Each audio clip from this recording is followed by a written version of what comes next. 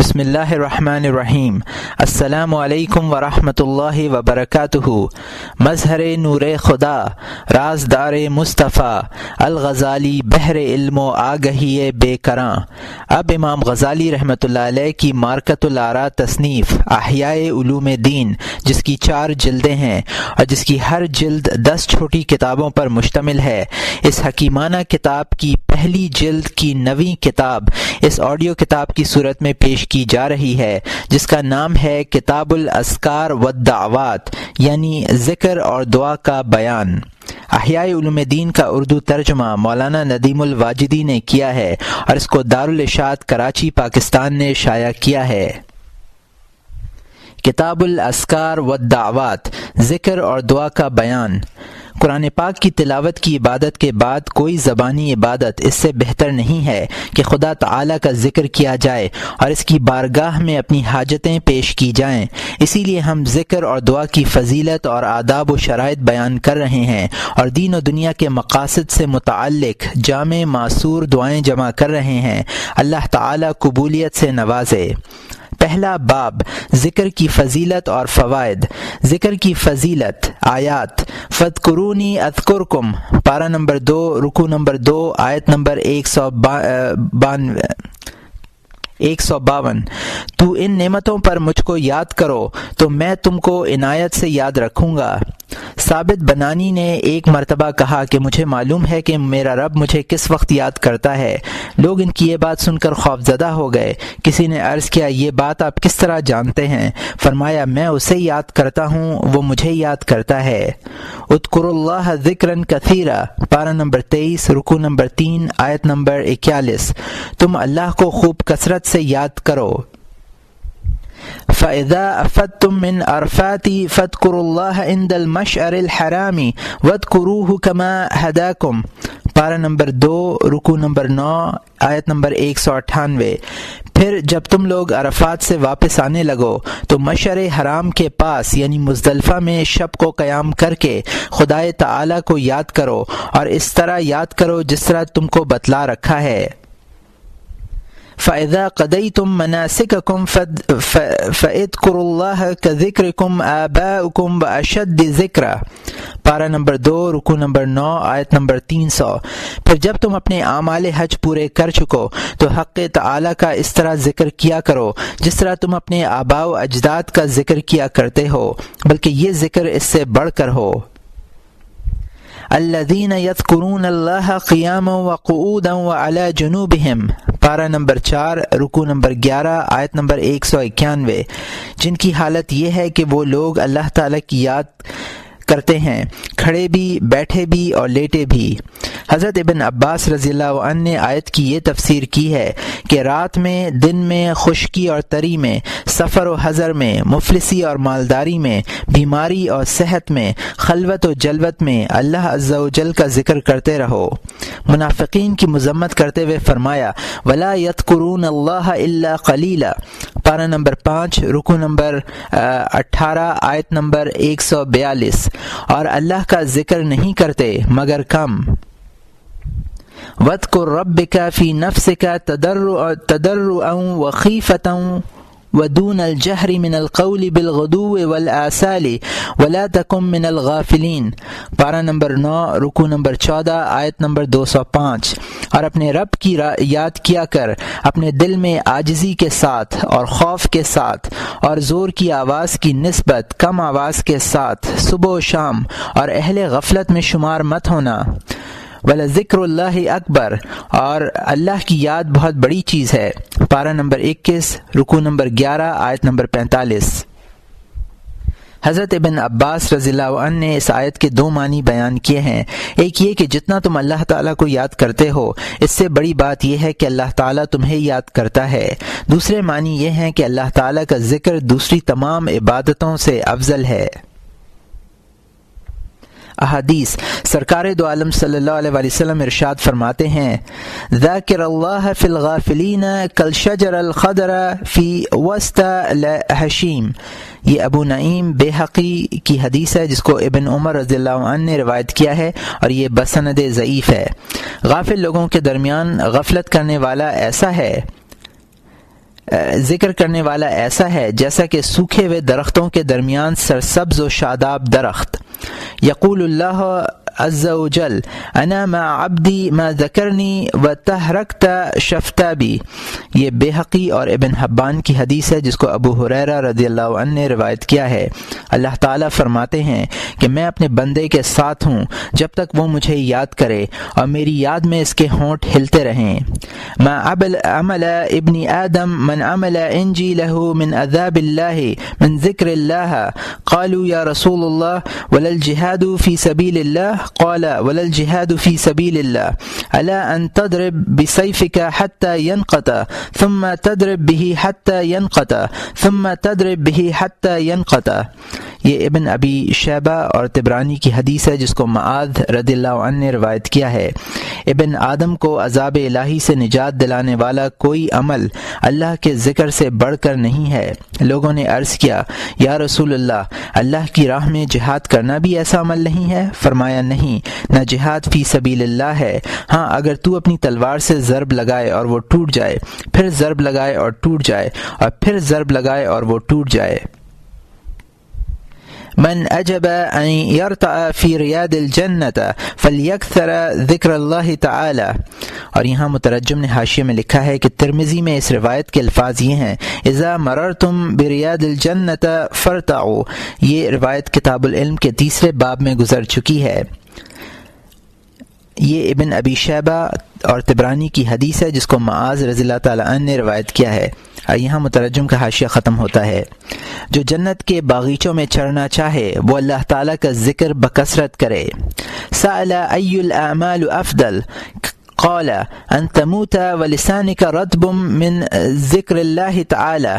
یہ ابن حبان اور طبرانی اور بیہقی کی حدیث ہے جس کو معاذ رضی اللہ عنہ نے روایت کیا ہے۔ آپ کی خدمت میں عرض کیا گیا کون سا عمل افضل ہے؟ فرمایا افضل عمل یہ ہے کہ اس حال میں مرو کہ تمہاری زبان اللہ کے ذکر سے تر ہو۔ من اصبح وامسی ولسانه رطب من ذکر اللہ یمسی ویصبح وليس علیہ خطیئہ۔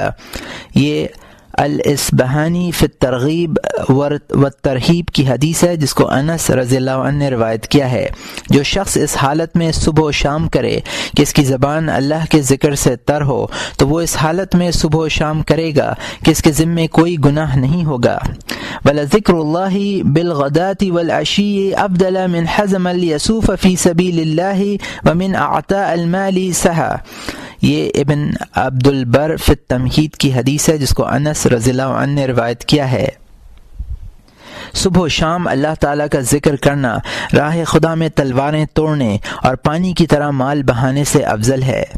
قال اللہ عز وجل اذا ذکرنی عبدی فی نفسہ ذکرتہ فی نفسی واذا ذکرنی فی ملائی ذکرتہ فی ملائی خیر من ملائی واذا تقرب منی شبر تقربت منہ ذراعا واذا مشی الی ہرولت الیہ یعنی بالہرولت سرعت الاجابہ۔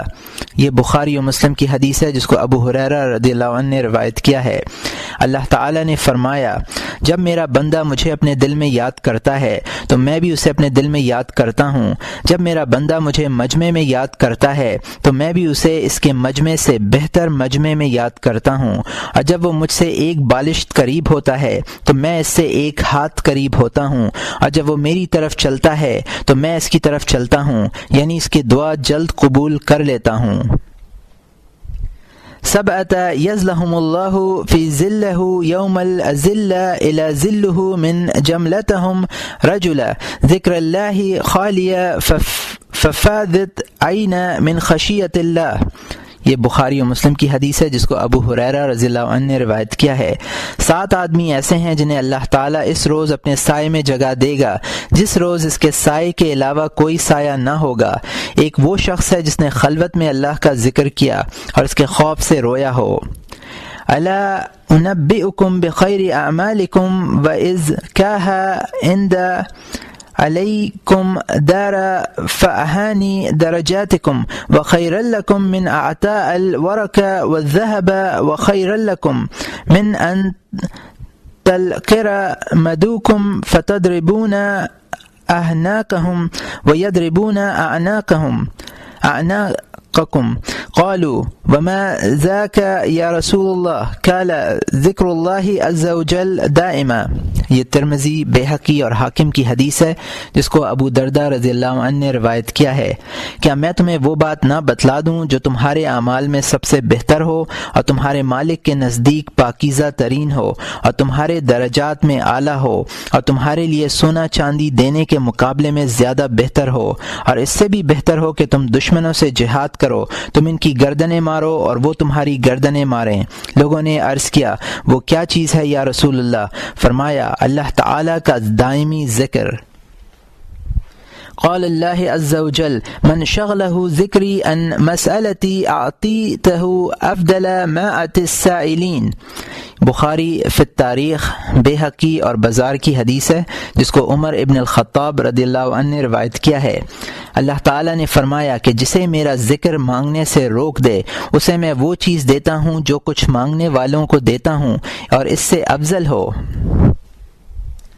آثار فضیل بن عیاض رحمۃ اللہ علیہ فرماتے ہیں کہ ہم نے اللہ تعالیٰ کا یہ ارشاد سنا ہے کہ اے میرے بندے تو کچھ دیر صبح کے بعد اور کچھ دیر عصر کے بعد میرا ذکر کر لیا کر، میں ان دونوں کے درمیان تیری کفایت کروں گا۔ ایک عالم اللہ تعالیٰ کا یہ ارشاد نقل کرتے ہیں کہ میں جس بندے کے دل پر مطلع ہو کر یہ دیکھ لیتا ہوں کہ اس بندے پر میرا ذکر غالب رہتا ہے تو میں اس کے انتظام کا ذمہ دار ہو جاتا ہوں، اس کا ہم نشین، ہم کلام اور انیس ہو جاتا ہوں۔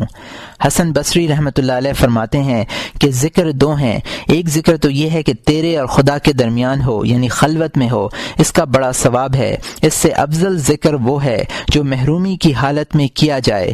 روایت ہے کہ جو شخص دنیا سے رخصت ہوتا ہے پیاسا رخصت ہوتا ہے، مگر اللہ تعالیٰ کے ذکر کرنے والوں کی یہ کیفیت نہیں ہوتی۔ حضرت معاذ ابن جبل رضی اللہ عنہ فرماتے ہیں کہ جنت کے لوگ اس سعادت کے علاوہ کسی بھی چیز پر حسرت نہیں کریں گے جو ان پر آئی ہو اور اس میں انہوں نے خدا تعالی کا ذکر نہ کیا ہو۔ ذکر کی مجلسوں کے فضائل۔ سرکار دو عالم صلی اللہ علیہ وآلہ وسلم فرماتے ہیں ما جلس قوم مجلس یذکرون اللہ عز وجل الا حفت بهم الملائکۃ وغشیہم الرحمہ وذکرہم اللہ تعالی فی من عنده۔ یہ مسلم کی حدیث ہے جس کو ابو ہریرہ رضی اللہ عنہ نے روایت کیا ہے۔ جو لوگ مجلس میں بیٹھ کر اللہ تعالیٰ کا ذکر کرتے ہیں فرشتے انہیں گھیر لیتے ہیں، رحمت الہی ان کا احاطہ کر لیتی ہے اور اللہ تعالیٰ ان کا ملائکہ سے تذکرہ کرتے ہیں۔ ما من قوم اجتمعوا يذكرون الله تعالى لا يريدون بذلك إلا وجهه إلا ناداهم منادى من السماء قوم مغفورا لكم قد بدلت سيئاتكم حسنات۔ یہ احمد، ابو یعلا اور طبرانی کی حدیث ہے جس کو انس رضی اللہ عنہ نے روایت کیا ہے اور یہ بسند ضعیف ہے۔ جو لوگ جمع ہو کر محض رضائے الہی کے لیے اللہ تعالیٰ کا ذکر کرتے ہیں تو آسمان سے ایک پکارنے والا انہیں یہ خوشخبری سناتا ہے کہ اٹھو تمہاری مغفرت ہو گئی ہے، تمہارے گناہ نیکیوں سے بدل دیے گئے ہیں۔ ما قعد قوم مقعد لم يذكروا الله سبحانه وتعالى ولم يصلوا على النبي صلی اللہ علیہ وسلم فيه الا كان عليهم حسرة يوم القيامة۔ یہ ترمذی کی حدیث ہے جس کو ابو ہریرہ رضی اللہ عنہ نے روایت کیا ہے۔ جو لوگ کسی جگہ بیٹھ کر اللہ تعالیٰ کا ذکر نہیں کرتے اور نبی اکرم صلی اللہ علیہ وسلم پر درود نہیں بھیجتے، قیامت کے روز وہ لوگ حسرت کریں گے۔ المجلس الصالح یکفر عن المؤمنین الف مجلس من مجالس السوء۔